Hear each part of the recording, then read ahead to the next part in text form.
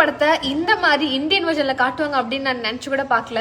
ஏ rated அப்படின்னு சொல்லிட்டு படத்துக்கு சர்டிபிகேட் கொடுத்துட்டு அதுல இருக்கிற ஏ ரேட்டட் சீன்ஸ் எல்லாம் டெலீட் பண்ணி ரிமூவ் பண்ணா எப்படிங்க? படத்தை பார்க்கும்போது புல்லட் எடுக்கிற சீனு, அப்புறம் கத்தியால குத்தி அந்த கத்தியை வெளில எடுக்கிற சீனு, எல்லா சீனையுமே அப்படியே பாட்டா கட் பண்ணி போட்டிருக்காங்க. அதுக்கப்புறம் மத்த விஷயங்கள் படத்துல எல்லாம் பார்க்கும்போது இந்த எஸ்டி சூர்யா படத்துல சொல்லுவார்ல, வந்தா சுட்டா செத்தா ரிப்பீட், வந்தா சுட்டா செத்தா ரிப்பீட் அப்படின்ற மாதிரி போலீஸ் வராங்க, அவங்கள பிடிக்கிறாங்க, எஸ்கேப் ஆறாங்க, ரிப்பீட். ஸோ இதே தான் படம் முழுக்க நடந்துட்டு இருக்கு.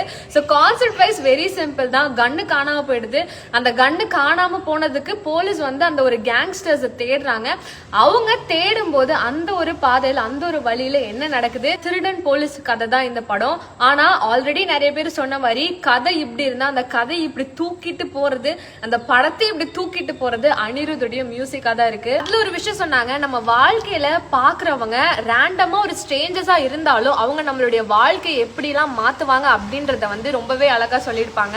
சோ ஒரு இடத்துலயுமே அவங்க போலீஸ் வரும்போது எஸ்கேப் ஆகுறப்போ நடக்கக்கூடிய ஆக்ஷன்லாம் வேற லெவல்ல இருக்கும். சோ படம் பார்க்கும் போதே வந்துட்டு 10 நிமிஷத்துக்கு ஒரு தடவை ஷூட்டிங் இல்ல கில்லிங் இல்ல டையிங் இந்த மாதிரி யாராவது ஒருத்தவங்க செத்துட்டே இருப்பாங்க. பட் ஆனா ஒரு பக்காவான மாஸ் கமர்ஷியல் ரா ரஸ்டிக் கேங்ஸ்டர் படம் தான் இது. நீங்க இன்கேஸ் டிசி பாத்துட்டீங்க அப்படின்னா உங்களுக்கு எப்படி இருந்தது கமெண்ட்ல சொல்லுங்க.